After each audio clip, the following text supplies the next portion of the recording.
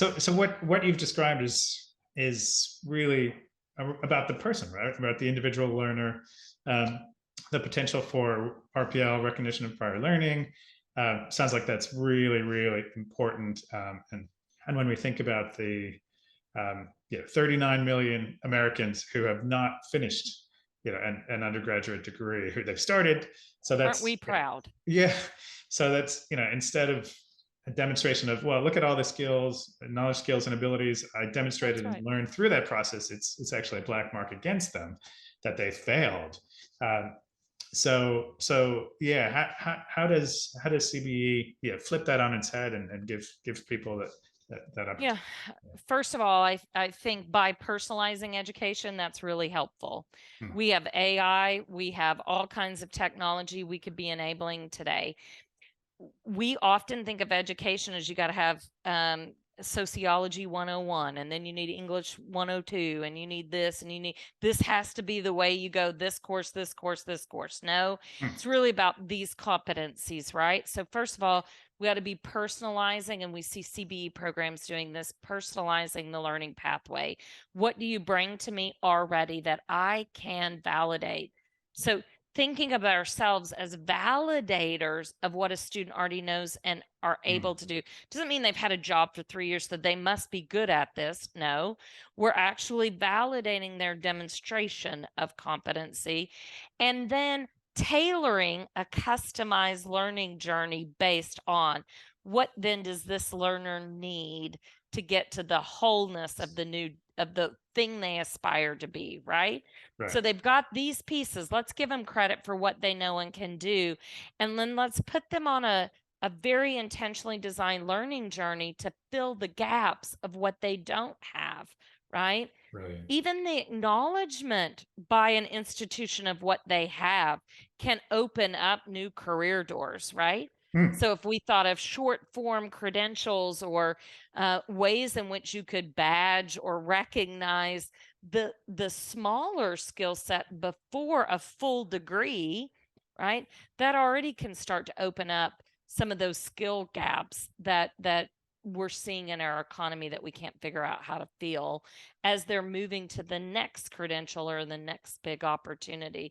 So most CBE programs are putting a real focus on how do we personalize the learning experience? How do we make that learning journey adaptive based on what this one learner already knows and can do and where they want and aspire to go?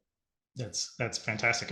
And hopefully, broadly across the US and around the world, we're seeing declining participation rates from learners who are just choosing not to even attempt an undergraduate degree or diploma. So do you see, does CBE stop that or reverse that trend? Well, I do think it approaches it with an asset-based mentality, right?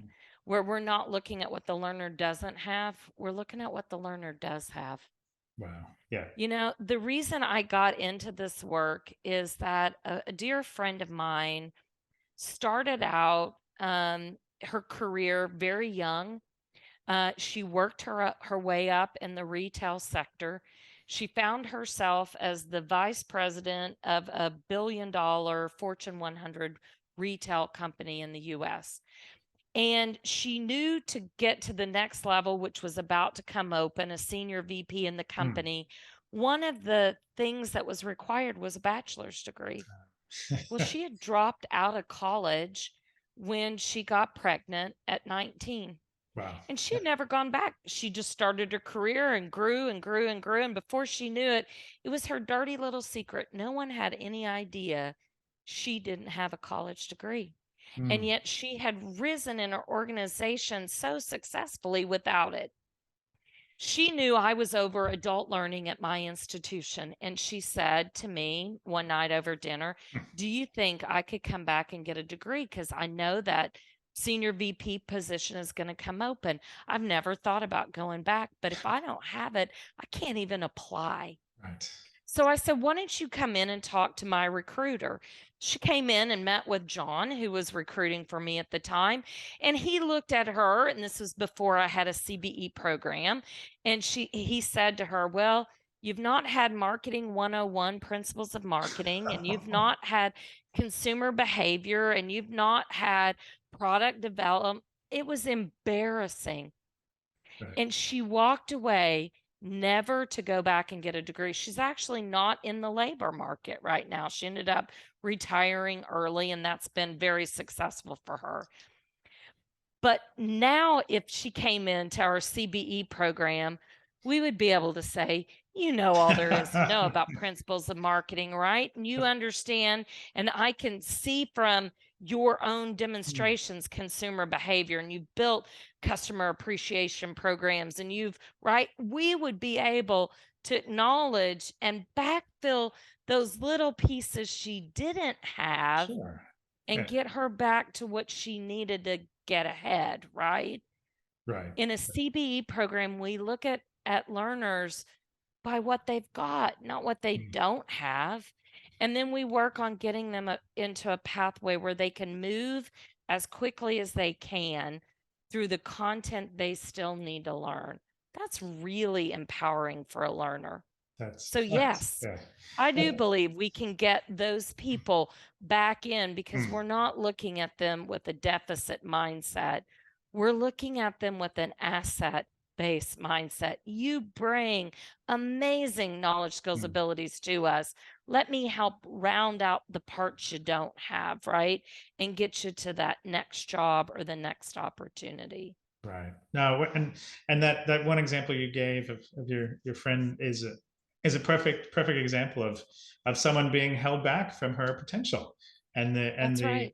the company not benefiting from all That's of her exactly knowledge, right. skills, and abilities. And yeah, the fact that that was a dirty secret that she had to carry with her for years and years. So Yeah. no, amazing work that you're doing, Siben, Oh.